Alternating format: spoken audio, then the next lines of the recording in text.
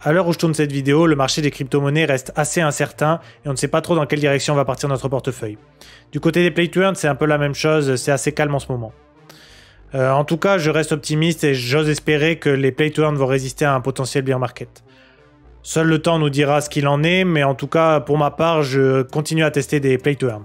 Aujourd'hui, on continue nos tests des jeux crypto. Des jeux qui fonctionnent en play to earn, on joue pour gagner des tokens. Tokens qu'on peut ensuite échanger contre de l'argent. Comme d'habitude, je vais être le plus transparent possible en vous montrant combien j'ai dépensé et combien le jeu va me rapporter au fil du temps. Et ainsi savoir s'il est rentable ou non. Ce n'est en aucun cas en conseil un investissement. On est parti dans cette vidéo pour Moss Hunt.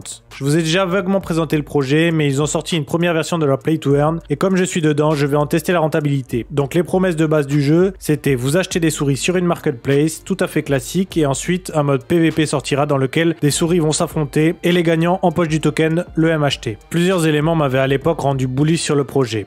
Le premier était que c'était un vrai studio de jeux vidéo qui n'ont malheureusement pas trouvé d'investisseurs pour leur projet. Mais convaincus du potentiel de leur jeu, ils se sont tournés vers le Web 3 pour continuer à faire vivre leur jeu. Ensuite, le deuxième point est le PVP que je trouve assez novateur, même dans le monde des jeux vidéo classiques. En vue de dessus, votre souris a des armes pour castagne ses adversaires, mais la nouveauté vient surtout de l'opposition. Les souris devront faire face à un fantôme qui pourra utiliser tous les éléments du décor pour vaincre ses adversaires. Se transformer en armure pour mettre un coup d'épée, se transformer en feu pour faire d'un jet de flamme, etc. Mais ça ne s'arrête pas là. En gros, la partie commence avec 4 joueurs. Un de ces joueurs, je ne sais plus exactement comment il est sélectionné, sera d'office le fantôme, donc du 1v3. Sauf que si ce fantôme tue une souris, la souris morte devient elle-même fantôme pour faire du 2v2 jusqu'à la dernière souris. Les fantômes gagnent quand il n'y a plus de souris, la souris lorsqu'elle est arrivée à la fin du niveau. C'est vraiment cool comme concept, je trouve. Et finalement, un système de création de donjons à la Mario Maker dans lequel plus la souris meurt, plus le propriétaire du donjon remporte de l'oseille. Et à l'inverse, plus les souris prennent de risques à faire des donjons durs, plus elles gagnent d'oseille. Donc voilà, la base du jeu est assez bien pensée pour être vraiment cool.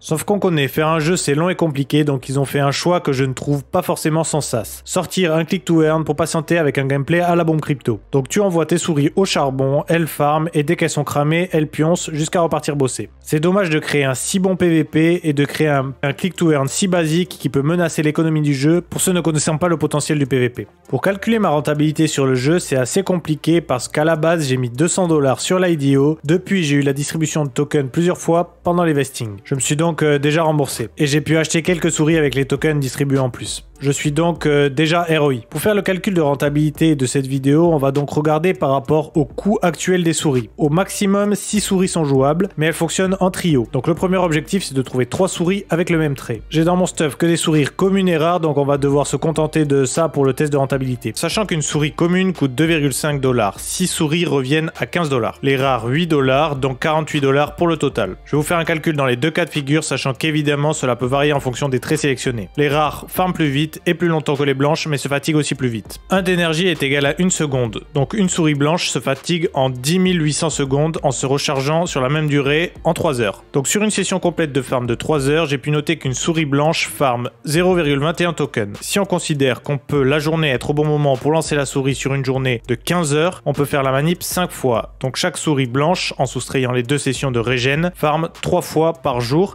et rapporte 0,63 MHT par jour. Multiplié par 6, le nombre de souris, ça nous fait 3,78 MHT par jour. Au cours actuel, ça fait donc 0,68 $ par jour. Un ROI en 22 heures en étant parfaitement connecté toutes les 3 heures pour envoyer des souris au charbon. Pour les rares, je vais vous épargner le calcul, mais ça fait du 9,18 MHT par jour, soit 1,65 $, soit 29 jours pour ROI. Les communes rapportent 20,4 $ par mois, les rares 49,5 $ par mois. Évidemment, si vous utilisez un bot qui farm pour vous, vous pouvez quasiment doubler ces chiffres, et c'est là tout le problème des click to earn dans lequel la tâche à accomplir est 100% réalisable par un logiciel. Les développeurs sont censés les condamner, mais certains passent toujours entre les mailles du filet. Après voilà, je le répète que ce n'est pas le jeu final, donc ça fait quelques dollars en attendant le vrai jeu, mais ça reste quand même très limité. Je vous tiendrai évidemment au courant pour l'arrivée du fameux PVP. Pour les news concernant les jeux dans lesquels je suis dedans, il y a Titan Hunters.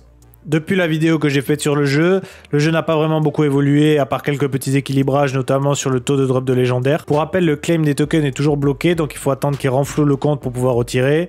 J'ai réussi à claim 2 fois 2000 Tita depuis, soit environ 300 $. J'ai racheté quelques items pour être plus performant dans le jeu, mais globalement j'ai largement ROI les 117 $ investis de base. Le cours est aujourd'hui à 5 centimes, donc c'est bien moins rentable, même si mon prochain claim sera de 106 $.